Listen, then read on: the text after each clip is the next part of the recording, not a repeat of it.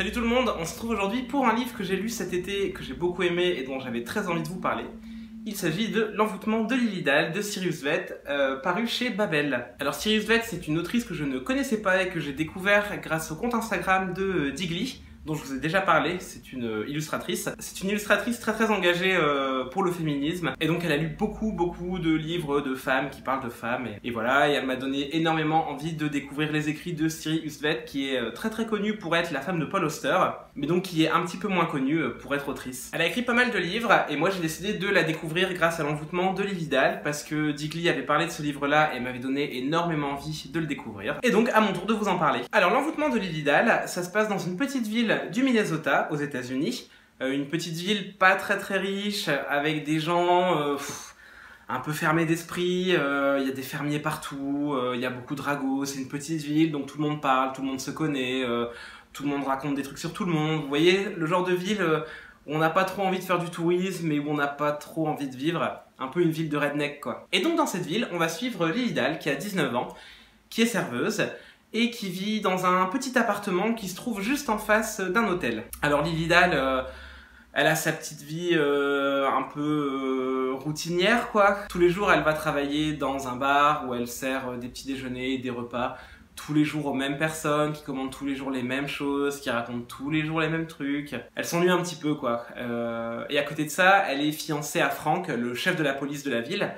Donc elle est plutôt bien vue, elle est plutôt respectée, les gens la font pas trop chier parce que bah voilà, ils savent que son mec c'est le chef de la police et qu'il vaut mieux se tenir à carreau. Et elle est passionnée de théâtre, elle vient d'avoir un rôle pour la pièce Le songe d'une nuit d'été de Shakespeare qui va jouer dans sa ville.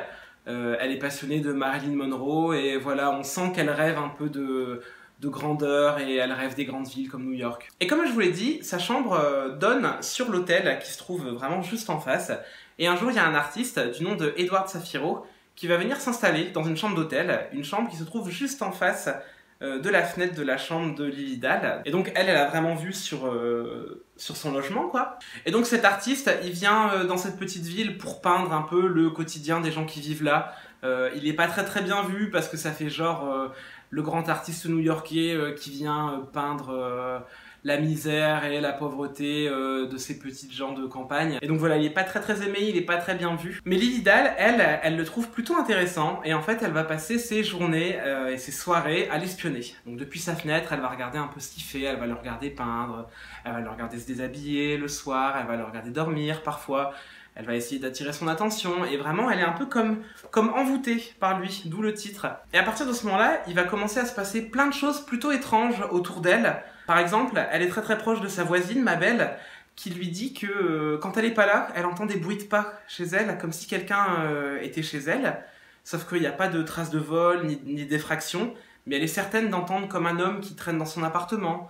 Il y a des témoignages de gens qui pensent avoir vu Lily Dall évanouie dans les bras d'hommes un peu étranges aux abords de la ville, sauf qu'elle, elle se souvient pas du tout de ça et elle est sûre de pas avoir vécu ça. Et voilà, elle va retrouver un de ses amis d'enfance, Martin, qui est bègue et qui lui dit des trucs un peu bizarres, des choses sans queue ni tête. Et à côté de ça, elle-même, elle va commencer à faire des choses étranges. Elle va s'infiltrer dans la ferme pas très loin de la ville, qui appartient à deux frères fermiers qui sont pas très nets et pas très recommandables. Et elle va s'infiltrer chez eux pour voler des chaussures qui appartenaient à leur mère.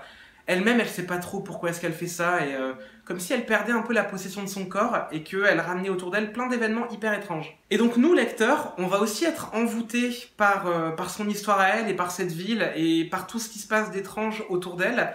Au début du livre, j'ai été très dérouté parce qu'on a l'impression que tout ce qui se passe est sans queue ni tête. On se dit mais enfin, mais il n'y a aucune logique dans ce livre, je comprends rien à ce qui se passe. Et Lily Dall, c'est une tarée, elle fait des trucs trop bizarres. Et petit à petit, on va commencer à se sentir bien dans cette ambiance mystérieuse. Et Lily Dall elle-même, elle va comprendre qu'il se passe des trucs un peu bizarres, des trucs pas nets, et que même elle est étrange. Et elle va faire tout son possible pour essayer de comprendre ce qui se passe. Donc elle va pas vraiment mener l'enquête, c'est un trop grand mot pour ce qu'elle fait.